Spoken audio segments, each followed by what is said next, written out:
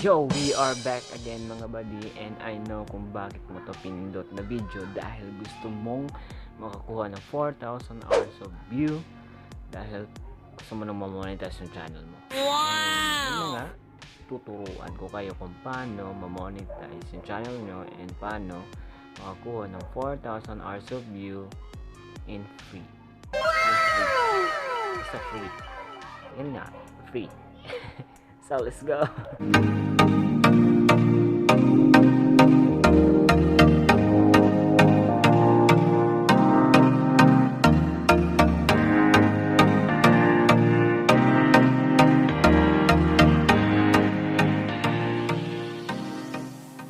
Magtuturo muna ako na kung paano makakuha ng 4,000 hours of view in free dahil hindi kami makapag-vlog ni Maring Angela for now because nasa bahay siya ng lola niya. Ano nga, tuturuan ko kayo kung paano makakuha ng 4,000 hours of view and free. For that, shoutout muna tayo kay Crystal Kim Lazarde. Shoutout po sa iyo. And sabi niya ito, rito de ay ko sa akong self. So nagpapareto siya sa kanyang sarili. So hindi ko alam kung bakit. So hi po, thank you sa support. Lahat po muna ng magpapa-shoutout. Comment lang po ko sa baba at isa-shoutout po kayo for the next vlog. Isang thumbs up naman po dyan para magkapagsimula tayo magturo ng how to get 4,000 hours of view. Ito po yung hindi rekomenda sa mga sikat na vlogger o yung tipong nagsisimulang mag-vlog at maraming viewers. Hindi po ito siya rekomenda dahil ito ay risky na pamamaraan ng pagkuha ng 4,000 hours of view na free. Kaya nga free, kaya risky. So, nakuha ko yung 4,000 hours of view dahil sa idol ko. Dahil sa idol ko na si Michael Pangilinan. Dahil sa mga video niya na short cover na mga kanta sa Facebook page niya na aking dinadownload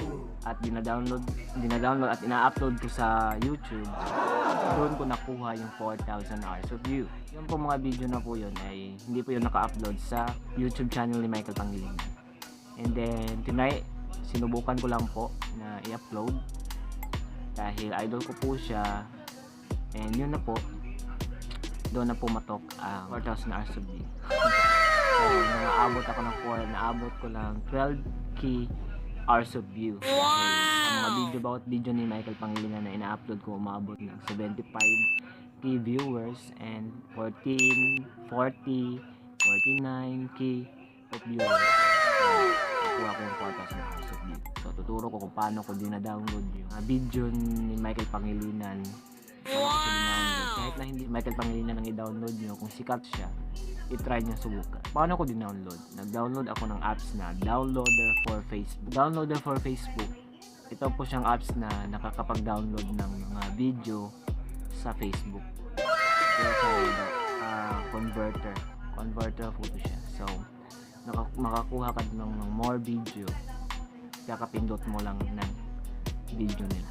Pwede mo rin itong i-edit, pwede mo rin ibahin para hindi ka makapiright dahil po Facebook talaga to. Minsan nakaka-copyright ka, minsan nakaka-strike ka dito, pero risky talaga. Dapat pumili ka ng video na hindi siya ina-upload sa YouTube.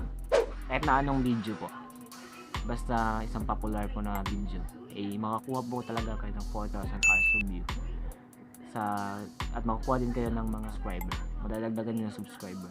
Risky po talaga ang gagawin na free 4,000 hours of view na hindi gamit yung mga video mo, hindi gamit yung video ng iba. Consequence po to kapag ginawa nyo to dahil po kuha nyo 4,000 hours of view at makuha nyo rin po ang 1,000 subscriber, mamonetize yung channel nyo, kapag yung video na po nyo ang ina-upload, wala pong taong tingin. Tanggapin mo yung mga pangyayaring consequence niya. So kapag ginawa mo to, depende na lang sa'yo. Kasi sa mga tunay na mga YouTuber, tunay na mga vlog ay dapat po sumunod sa sistema ng YouTube. Yung kung ikaw talaga yung nag-vlog,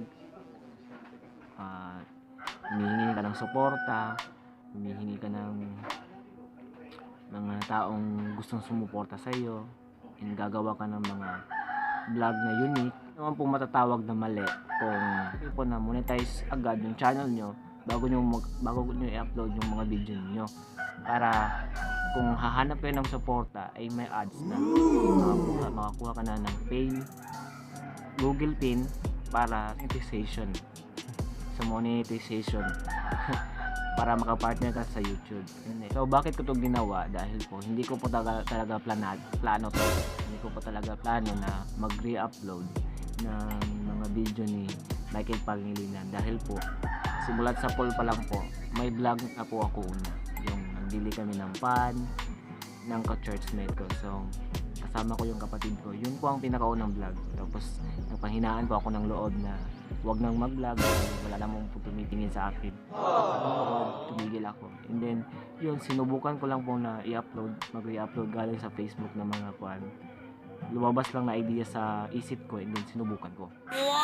Mas yun na, nakuha ko yung 4,000 hours of view, lumaki yung umabot ako ng 1,000 subscriber and then na-monetize at nakuha ko yung Google Pay. I hope you enjoy guys and support our vlog. And ito vlog, dati akin tong YouTube na to, i-delete na ko dahil kasama ko na yung partner ko dahil hindi naman talaga to akin YouTube. So nag-grab lang ako ng opportunity dahil na-monetize yung channel to. Kung hindi to monetize yung channel to, hindi ko to i-grab na opportunity. So tuloy-tuloy lang po kami sa paggawa ng vlog. Parang journey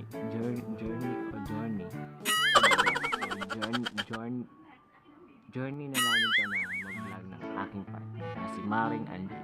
So yun na guys, so I hope you enjoy and I hope na natutunan kayo. Nasa inyo po kung gagawin nyo po ito or hindi. Forget na lang to subscribe, like and share, and comment ka sa baba kung may natutunan ka or magpo-shoutout ka man, just comment.